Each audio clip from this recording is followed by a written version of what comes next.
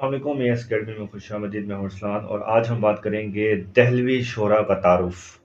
मुझे मैसेजेस आए थे जिसमें कहा था कि दहलवी शोरा के बारे में भी मैं कुछ मालूमात दूं। इसका मैंने जो दहलवी दबिस्तान था उसके बारे में वीडियो बनाई है, वहाँ से देख लेना। उसका लिंक जो है मैं डिस्क्रिप्शन में दे दूंगा। लेकिन अब हम बात करते हैं शोरा के बारे में, जो कि बहुत ही अहम मौजू होने वाला है। तो पहले नंबर पे आते हैं मीर तकी मीर। आज मैं इनके बारे में मुकम्मल इनकी तफसील आपको बताऊंगा, और रिटर्न में आपको पीडीएफ भी मिलेगा। और इसके अलावा मिर्ज़ा हादी रसवा के बारे में हम बात करेंगे। फिर हम बात करेंगे ख्वाजा मीरदत के बारे में। और फिर आखिर में हम देखेंगे कि असदुल्ला खान गालिब का क्या शायरी थी और इनका क्या रोल था। तो ये चार ऐसे शोरा हैं जिनका नाम टॉप पे आता है। अगर आपको सवाल आता है तो आपको इन चार के बारे में पता होना चाहिए कि इनकी शायरी किस तरह की थी, इनके अशार क्या थे, इनका दौरे हयात क्या था, इनके हालात ज़िंदगी क्या थे। इस तरह से आपको एक बहुत अच्छी हेल्प मिलेगी, आप अपना पेपर अच्छे नंबर से पास कर सकते हैं। साथ ही पीपीएससी में जो टेस्ट होते हैं, इन्हीं के बारे में इनके मुतल्लिक सवाल पूछे जाते हैं। तो चलें वीडियो का आगाज़ करते हैं। तो पहले है मीर तकी मीर।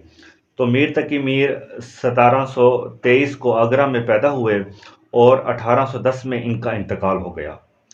इनको खुदाए सुखन भी कहा जाता है। इनकी शायरी में दर्द भरा हुआ है। इनकी शायरी इनके हालात का खुलासा करती है। इन्होंने रज्जो तरद्दुद में ज़िंदगी गुजारी, यानी कि दुख तकलीफ़ में। और फिर दहली के हालात ऐसे खस्ता हाल थे कि इनकी शायरी इस दौर के दर्द से मुज़य्यन है। इनकी शायरी का बुनियादी मौजू गम है। अपनी शायरी में खुद जिक्र किया है कि मुझको शायर ना कहो मीर के साहिब, मैंने दर्द व गम में कितने जमा किए तो दीवान क्या। तो देखिए, मीर तकी मीर के बारे में आपको आइडिया हो गया कि उनकी शायरी किस तरह की थी, उनकी तारीख़ पैदाइश वफ़ात क्या था, और उनका दौर हयात कैसा था।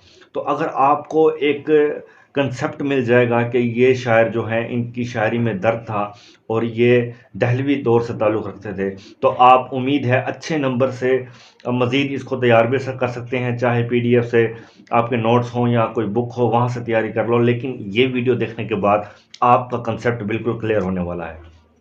दूसरे नंबर पे हमारे पास आते हैं मिर्ज़ा मोहम्मद रफ़ी सोदा। इनका ज़िक्र उर्दू के मारूफ शायरों में होता है। ये भी मीर के हम असर थे। 1713 को पैदा हुए और 1781 में वफ़ात हुई। वैसे तो इन्होंने कसीदा, मसनवी, गर्ज़ हर सनफ़ में इनको महारत हासिल है, मगर गज़ल गोई में ये अपनी मिसाल आप हैं। शायरी का आगाज़ फ़ारसी से किया था, मगर फिर उर्दू शायरी की तरफ भी रुझान हो गया। कहा जाता है कि मिर्ज़ा बहुत महज़्ज़ब, खुश इख़लाक़ और दोस्त नवाज़ इंसान थे। इनका दौर हयात भी मीर की तरह है। तो ये कहते हैं कि मरने के दिन करीब हैं शायद, कि ए हयात तुझसे तबीयत अब अपनी बहुत सैर हो गई। तो देखिए, मिर्ज़ा मोहम्मद रफ़ी सुदा जो थे, इनकी दौर भी वैसा ही था, दहलवी दौर। तो ज़ाहिर है इनकी शायरी में भी दर्द भरा होगा। तो ये तो हमें एक बात क्लियर हो गई। और दूसरे नंबर पे आपने इसमें नोट किया होगा कि ये शायरी इन्होंने फ़ारसी में शुरू की थी और कसीदा मसनवी में भी इनकी ख़ासी गिरफ़्त हासिल थी। लेकिन जो शोहरत हासिल हुई वो गज़ल में इनको शोहरत हासिल हुई थी। आगे देखते हैं ख्वाजा मीर दर्द। तो दर्द इनका जो है वो तखल्लुस है। आगे देखें आप, 1725 से 1785 तक का दौर हयात था। दिल्ली में पैदा हुए। ख्वाजा मीर दर्द को उर्दू शायरी का सूफियाना शायर कहा जाता है, यानी कि अल्लाह वाले जो थे।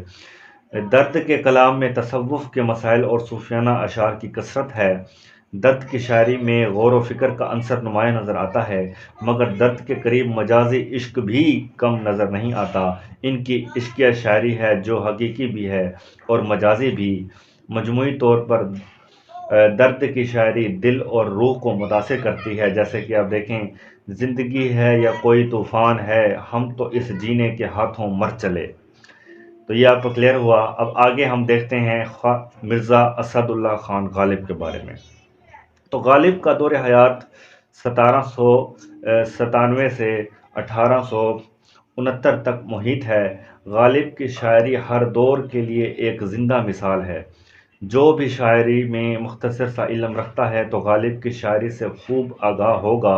ان کی شاعری جدید شاعری ہے۔ انہیں مسلسل پریشانیوں اور محرومیوں نے نہ صرف زندگی سے پیار کرنا سکھایا بلکہ انہوں نے اس غم کی اثر کو قبول کیا اور اپنی شاعری میں لکھ دیا۔